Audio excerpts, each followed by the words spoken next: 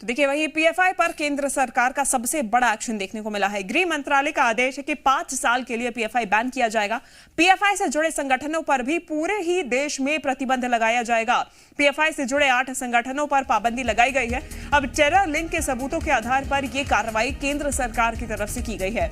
छापेमारी में जांच एजेंसीज को कई अहम सबूत मिले, जिसके बाद ये कार्रवाई की गई है। एनआईए की छापेमारी के बाद सरकार का यह बड़ा एक्शन देखने को मिला है। अब गृह मंत्रालय ने इसके लिए एक नोटिफिकेशन भी जारी कर दिया और इसके बाद भी लगातार छापेमारी के बाद यह बड़ा एक्शन लिया गया है।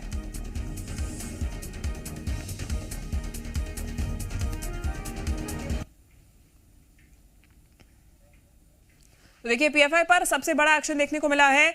पिछले हफ्ते में 2 बार एनआईए की कार्रवाई देखने को मिली थी और मध्य प्रदेश पुलिस भी इसके तहत कार्रवाई कर रही थी, जांच कर रही थी। सबसे पहले जब एनआईए की तरफ से ईडी के साथ संयुक्त ऑपरेशन किया गया था, सर्च ऑपरेशन किया गया था, उसमें करीब 106 लोगों को, पीएफआई के सदस्यों को गिरफ्तार किया गया था और इसमें राष्ट्रीय अध्यक्ष भी पीएफआई का शामिल था। कई ऐसे जरूरी दस्तावेज भी बरामद किए गए थे जो देश विरोधी गतिविधियों के बारे में जानकारी दे रहे थे, संकेत दे रहे थे। साथ ही साथ कई जानकारी ऐसी भी निकल के आई थी कि पीएफआई देश में देश विरोधी एक्टिविटीज चलाने के लिए, लोगों को भड़काने के लिए, खासतौर पर युवाओं को भड़काने के लिए गतिविधियां चला रहा है, कर रहा है। इसके बाद सरकार ने एक्शन लेते हुए, क्योंकि पूछताछ लगातार जारी थी, दिल्ली हेडक्वार्टर भी कई लोगों को लाया गया था, पीएफआई के सदस्यों को जो कि हिरासत में लिए गए थे उन्हें लाया गया था और उसके बाद पूछताछ जारी थी। मध्य प्रदेश से भी 4 पीएफआई के सदस्यों को गिरफ्तार किया गया था। इसमें प्रदेश अध्यक्ष और प्रदेश सचिव भी शामिल थे, जिनसे पूछताछ लगातार की जा रही थी। इंदौर और उज्जैन से इन 4 को गिरफ्तार किया गया था, जिसके बाद अब केंद्र सरकार ने बड़ा एक्शन लेते हुए ये दिशा निर्देश दिए हैं कि पीएफआई को पूरे ही देश में 5 साल के लिए प्रतिबंध लगाया जाएगा। देखिए बैन की आपको वजह बता दें कि आखिरकार पीएफआई को बैन क्यों किया गया है। आतंकी गतिविधियों के लिए इन्हें बैन किया गया है। कई काडर आतंकवादी वारदातों में शामिल हैं जो कि गिरफ्तार हुए थे या फिर उन्हें हिरासत में लिया गया था। साथ ही साथ सांप्रदायिक तनाव फैलाने के लिए हत्याएं पीएफआई के सदस्यों से, या तो पीएफआई के सदस्यों ने सीधी हत्याएं की थी या फिर लोगों को उकसा के यह हत्याएं करवाई गई थी। साथ ही साथ आतंकी संगठन आईएसआईएस से संबंध की जानकारी भी मिली है। जमात उल मुजाहिदीन बांग्लादेश से संबंध की जानकारी भी मिली है, यानी कि जेएमबी से, जो कि प्रतिबंधित संगठन है देश में। बैंड संगठन सिमी से भी संबंध की जानकारी मिली थी, जिसके बाद अब पीएफआई को भी देश में बैन कर दिया गया है। साथ ही साथ हिंसक गतिविधियां भी इसमें शामिल है। कॉलेज के प्रोफेसर का हाथ काटा है, ये मामला सामने आया था और पीएफआई का इसमें कनेक्शन निकला है। दूसरे धर्म से जुड़े संगठनों के सदस्यों की हत्या के भी मामले में पीएफआई को अब बैन किया गया है।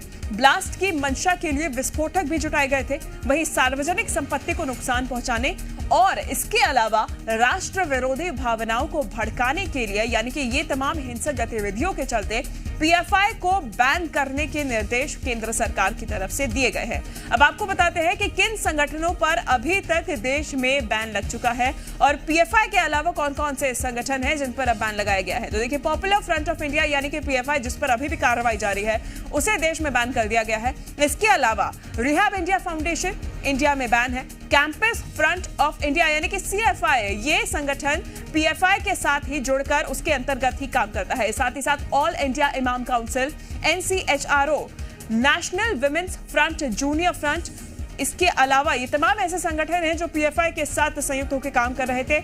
एमवाई इंडिया फाउंडेशन को भी इंडिया में बैन किया गया है। यानी कि ये तमाम ऐसे संगठन हैं जो कि पीएफआई के साथ ही जुड़े हुए थे, इनका कनेक्शन था, इनकी छत्र छाया में भी कुछ ऐसे संगठन, फाउंडेशंस काम कर रहे थे जिन्हें अब बैन कर दिया गया है। आकाश द्विवेदी, जी मीडिया संवाददाता, लगातार हमारे साथ बने हुए हैं। आकाश, देश भर में 5 साल के लिए सिर्फ पीएफआई ही नहीं, तमाम जितने भी पीएफआई से जुड़े हुए संगठन हैं, चाहे एसडीपीआई हो चाहे सीएफआई हो, उन्हें बैन कर दिया गया है। अब आगे क्या कार्रवाई, क्योंकि लगातार अभी भी जांच जारी है, कई बड़े खुलासे अभी भी हो सकते हैं। देखिए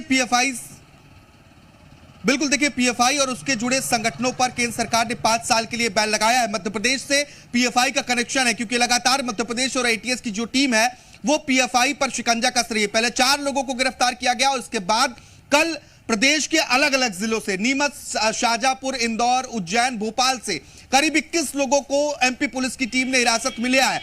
देखिए उसमें एक सदस्य एसडीपीआई का प्रदेश अध्यक्ष अब्दुल रऊफ भी है और इस वक्त हम राजधानी भोपाल के एसडीपीआई के कार्यालय में मौजूद हैं। प्रदेश कार्यालय ये है, वहां की तस्वीरें एक बार शिवांगी आपको मैं दिखाता हूं। ये एसडीपीआई का प्रदेश कार्यालय, जहां पर अब्दुल रऊफ बैठता था, क्योंकि ये बताया जा रहा है कि अब्दुल रऊफ इंदौर से जिला बदर था और पीएफआई को सपोर्ट कर रहा था मध्य प्रदेश में। राजनीतिक रूप से एसडीपीआई एक्टिव था और नगरीय निकाय चुनाव में ये पार्टी एसडीपीआई चुनाव भी लड़ चुकी है। एकाध पार्षद भी एसडीपीआई के संभवतः बने हैं। ये राजनीतिक रूप से पीएफआई को बल देने का काम कर रहा था। इसके बाद एमपी पुलिस ने कार्रवाई करते हुए एसडीपीआई के प्रदेश अध्यक्ष मोहम्मद रऊफ को गिरफ्तार किया है, माफ कीजिएगा हिरासत में लिया और इनसे पूछताछ की जा रही है। जिन 4 लोगों को पहले इंदौर और उज्जैन से एमपी पुलिस के साथ ही एटीएस की टीम ने गिरफ्तार किया था, उनसे पूछताछ और उनकी निशानदेही के आधार पर इन 21 लोगों को हिरासत में लिया गया है एमपी पुलिस की अलग अलग जिलों की टीम के द्वारा। क्योंकि पीएफआई पर जो आरोप है वो बेहद संगीन और बेहद गंभीर है, जो मध्य प्रदेश में आरोप लगाए गए हैं। देखिए, देश विरोधी गतिविधियों में शामिल होने का आरोप है और ये कार्रवाई के बाद एसडीपीआई के कार्यालय में ताला लगा हुआ है। ये कार्यालय खुला नहीं है। अधिक जानकारी जी मीडिया संवाददाता मनीष शुक्ला दे रहे हैं दिल्ली से। मनीष,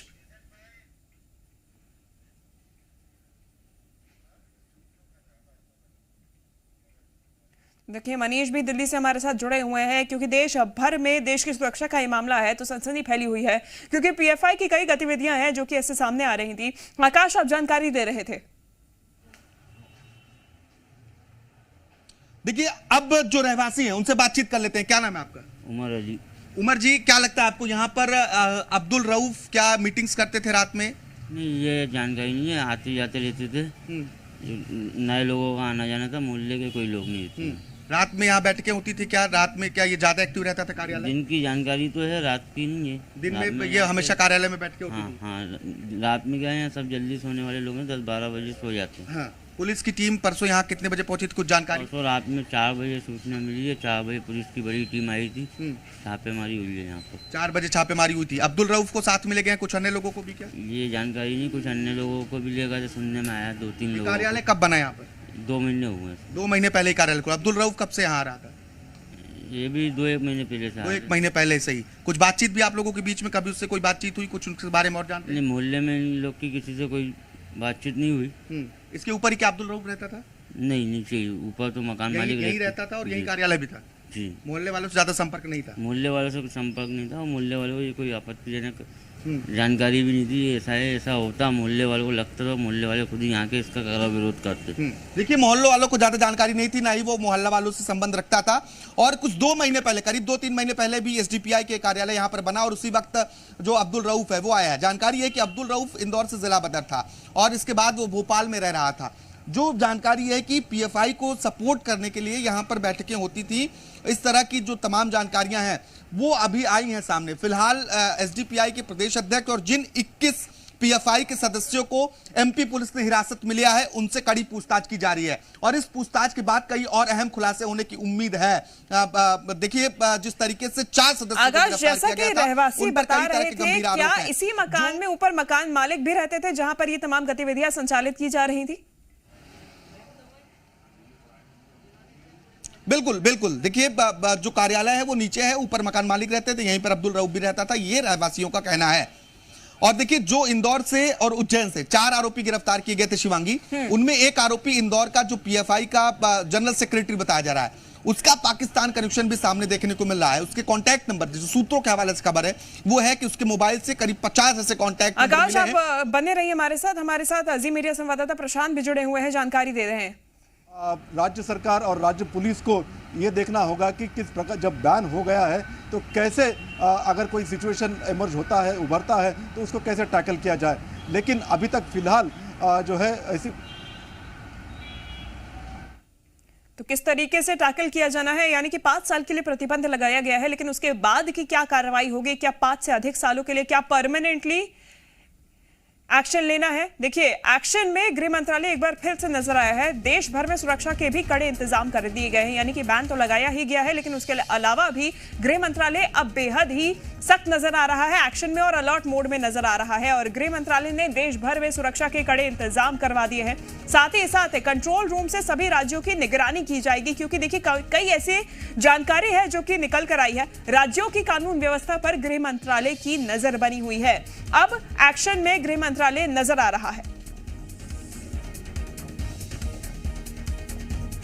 वो लगातार गृह मंत्रालय के संपर्क में रही और उनके निर्देशों के ऊपर में उन्होंने काम किया।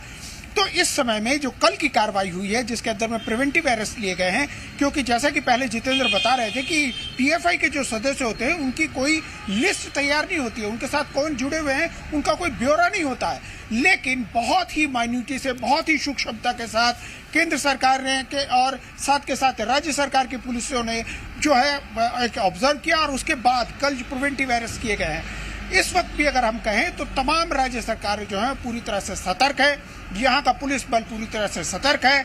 जिन जिन जगहों पर रेड की गई थी उन कार्यालयों को सील कर दिया गया था, वहाँ पे पुलिस बल मौजूद है और लगातार इस वक्त मैं पूरे कह सकता हूँ कि जितने भी राज्य हैं जहाँ पर यह कार्रवाई हुई है वहाँ पर पुलिस की नज़र लगातार बनी हुई है और वो इस चीज़ के लिए तैयार है कि अगर आज कहीं कोई विरोध होता है तो उसके ऊपर वो कार्रवाई कर सकेंगे।